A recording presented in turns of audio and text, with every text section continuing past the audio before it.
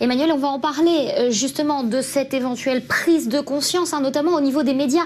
On a vu et entendu revenir ce mot d'israélisation de la France ces derniers jours de façon beaucoup plus importante. Est-ce qu'il y a une prise de conscience selon vous? Je pense que c'est clair avec ces attentats qui se répètent, ces attentats horribles qui proviennent tous des mêmes personnes, des mêmes idéologies. On ne peut plus ignorer le phénomène.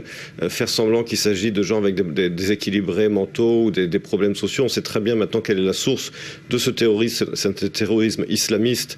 Et le président Hollande l'a dit clairement, entre parenthèses, contrairement à son homologue américain. La question est de savoir maintenant, est-ce que la France a les structures nécessaires pour lutter contre ce terrorisme? Comme vous l'avez rappelé, la France... C'est un peu les 12 travaux d'Hercule qui attendent la France. Et on le voit, c'est beaucoup des hommes de droite. Vous les avez cités que des hommes de droite. Ce sont beaucoup des hommes de droite qui en parlent, pas forcément la gauche.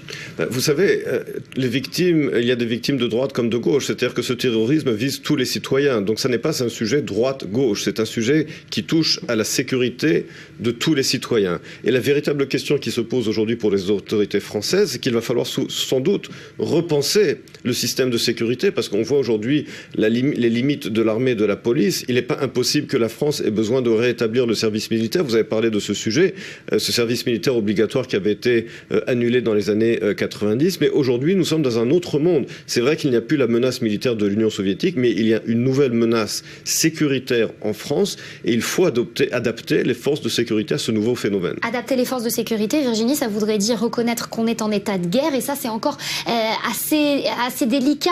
Beaucoup prennent leurs précautions sur ce mot, notamment d'état de guerre. Oui, effectivement, beaucoup prennent des précautions. Et puis, il y a un autre problème, c'est l'arsenal législatif. En France, on le voit bien, on ne peut pas tout faire. Il y a la Constitution. Et c'est vrai qu'en Israël, on le voit bien, l'arsenal législatif et les décisions sécuritaires, elles vont de pair. En France, ça n'est pas encore le cas.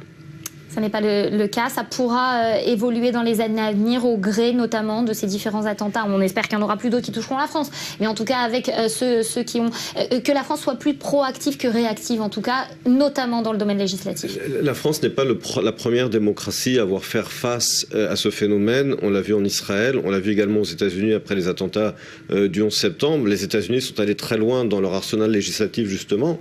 En Israël, il y a également une revue. La Cour suprême également passe en revue la législation. C'est le dilemme effectivement des démocraties de trouver l'équilibre entre la sécurité et les principes démocratiques.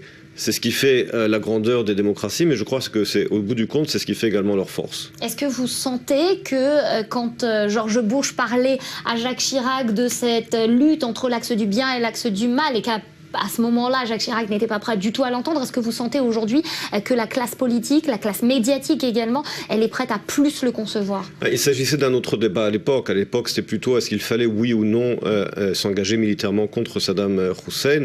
Aujourd'hui, nous parlons d'une réalité qui est autre de l'État islamique. Je vous rappelle qu'il y a encore un mois, le porte-parole de l'État islamique a fait une vidéo en disant « Ne venez pas en Syrie, aux musulmans d'Europe, faites vos attentats contre les mécréants en Europe ». Donc ce message, malheureusement, il est entendu. Et vu la taille de la population musulmane en Europe et en France, ce message, on voit qu'il est suivi. Et ça, c'est une réalité nouvelle. Il faut la prendre en compte. Il faut lutter contre ce phénomène. Merci beaucoup, Emmanuel, d'avoir été sur ce plateau. Virginie, on vous retrouve tout à l'heure. On parle